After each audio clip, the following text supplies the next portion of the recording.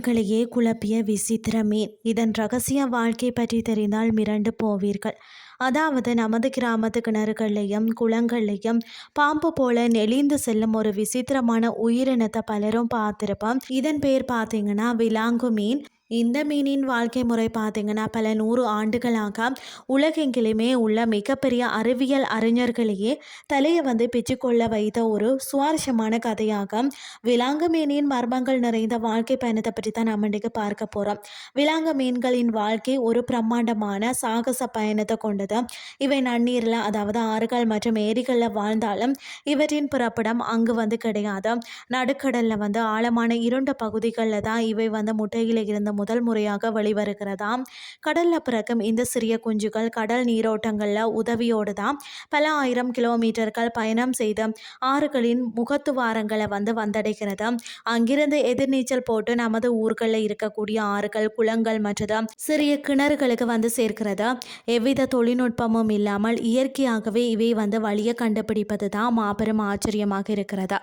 பார்க்கிறதுக்கு அச்சுவசலாக பாம்பு போல நீளமாக இருக்கும் இதன் உடல் அமைப்பு பலரையும் முதல் பார்வையிலேயே பயமுறுத்தும். இதன் உடல்ல வலுவழுப்பான ஒரு திரவம் தொடர்ந்து சுரப்பதால் இதை வரும் கைகளில் பிடிப்பது மிகவும் கடினமான காரியம். விலாங்கு மீன்கள் பார்த்தீங்கன்னா இரவு நேரங்களில் தான் மிகவும் சுறுசுறுப்பாக இரைய தேடும் பழக்கம் கொண்டவை. சிறிய மீன்கள், நண்டுகள் மற்றது தவளைகளை இவை மிகவும் விரும்பி வேட்டையாடுமாம். மற்றது பழுப்பு மஞ்சள் நிறங்களில் உடல்ல புள்ளிகளுடன் காணப்படும். இதன் தோற்றம், அதாவது சேற்று பகுதிகளில் எதிரிகளின் கண்களில் சிக்காமல் மறைந்திருக்கதான் ஒரு சிறந்த இயற்கை கவசமாக செயல்படுகிறது.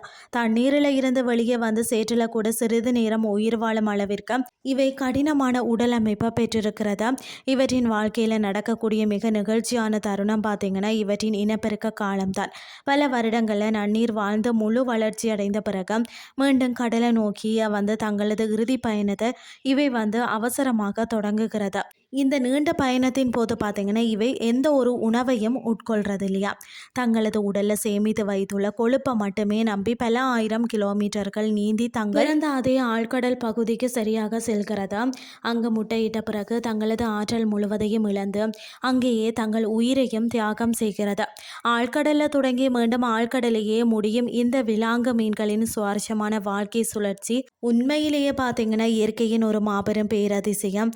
தங்கள் இனத்தை விருத்தி செய்வதற்காக உணவு கூட இல்லாமல் பல ஆயிரம் கிலோமீட்டர்களை துல்லியமாக கடந்து செல்லும் இவற்றின் உறுதி வியக்கத்தக்க வைக்கிறதுன்னு தான் சொல்லணும்.